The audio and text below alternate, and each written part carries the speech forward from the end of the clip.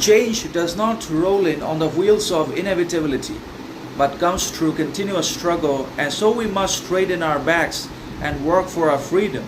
A man can't ride you unless your back is bent, meaning nothing really happens automatically, intrinsically, and naturally. Nothing becomes possible and transforms into reality all by itself, naturally, intrinsically, or inherently.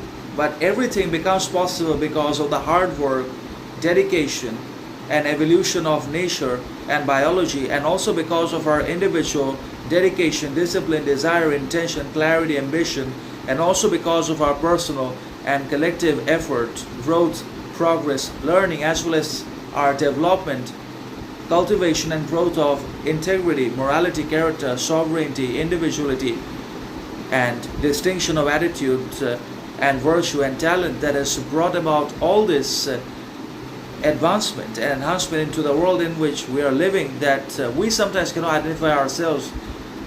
So that's how it works. So change also does not happen on its own. Change only happens when we are willing to change everything, including ourselves. When we are willing to change certain things and parts of our psyche, psychology, character, mentality, action, whatever you want to say or whatever you want to change, has to be your desire, and it also has to be reflected in your actual external behavior and actions and communications with others in one way or another. Otherwise, change becomes meaningless, worthless, and aimless and directionless. So change also happens because of individual effort and human hard work struggle.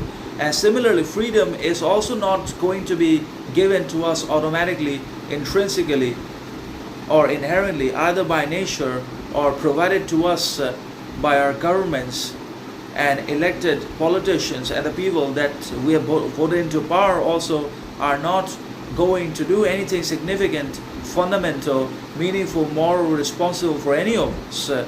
So obviously, the people already that are in power are corrupt, criminal, disgusting, disappointing, and unjust, unfair, and they're only going to basically commit more and more exploitation, manipulation, corruption, and many other evils against us, obviously because of our appalling silence and prevailing mediocrity, monotony, ignorance, that we are fighting one another out of malice, hatred, and not fighting the actual sources of corruption and the real criminals and culprits in the government. So that's how it works. So we have to take it, what we deserve. We have to take freedom that we